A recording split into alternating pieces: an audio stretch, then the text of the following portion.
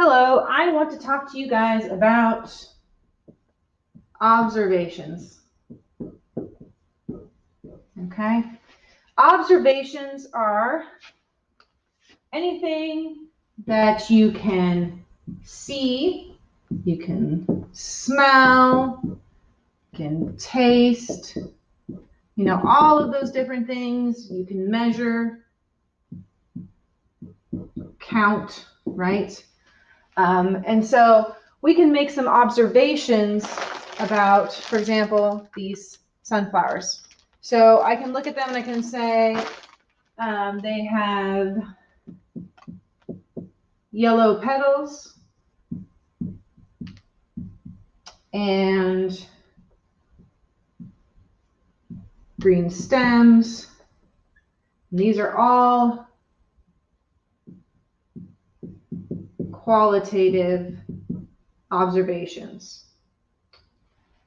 But I can also look at them and I can count them and I can say I have 1, 2, 3, 4, 5, 6, 7, 8, 9, 10 sunflowers. And that is quantitative because it has a number. So 10 flowers. And I could grab a ruler and I could say, okay, and they are 12, 24,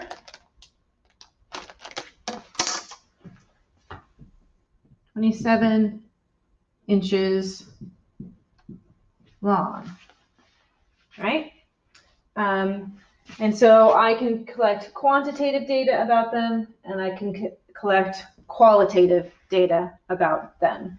So that's the same thing you guys do with your BioCube. You're going to count some things, maybe measure some things, but then you're also going to describe some of them. And both kinds of data are important, and both kinds of data can be used to look for patterns. So for example, maybe if I wanted to go through, I could count how many petals were on each of these flowers, and maybe there would be a pattern that I would notice in how many petals. Or maybe I could go and I could look at each of these under a microscope, and maybe I would notice a pattern in how the middle of the flower is arranged, right? So I can see patterns in qualitative and quantitative ones. And then we can use these patterns to